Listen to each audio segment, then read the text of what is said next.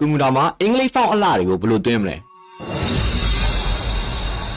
မင်္ဂလာပါ T4PID Solution Company ကပါဗျကျွန်တော်ပထမဆုံး Chrome browser လေးတွေဝင်လိုက်မယ်ပေါ့နော် Chrome browser လေးရဲ့ Google ထဲမှာအခုလိုမျိုးကျွန်တော်ရိုက်ထည့်လိုက်မယ် Google Font ဆိုပြီးတော့ရိုက်ထည့်လိုက်မယ်ပေါ့နော်ရိုက်ထည့်ပြီး Enter ခေါက်လိုက်ရင်ဒီအပေါ်ဆုံးက Google Font ဆိုတာလေးပေါ့နော်ဒီ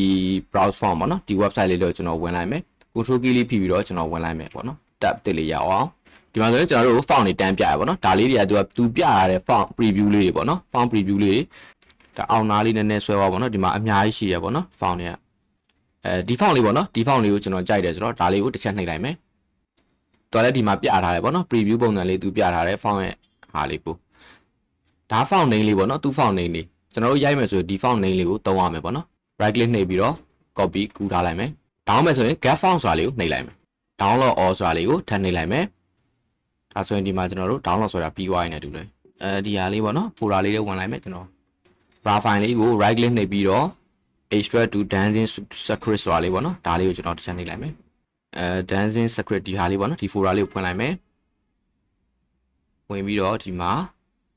file လေးပေါ့နော်ဒီ file လေးတွေကိုကျွန်တော်ဝင်လိုက်မယ် font file လေးပေါ့နော်ဒါသူက preview လေးဒီမှာလာပြထားသေးတယ်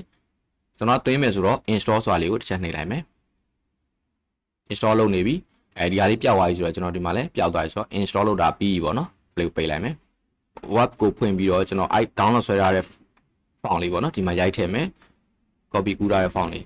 enter လေးခေါက်မယ်ဒါဆိုရင်သူ့ရဲ့ font အလှလေးပေါ့နော်ကျေးဇူးအများကြီးတင်ပါတယ်ဗျ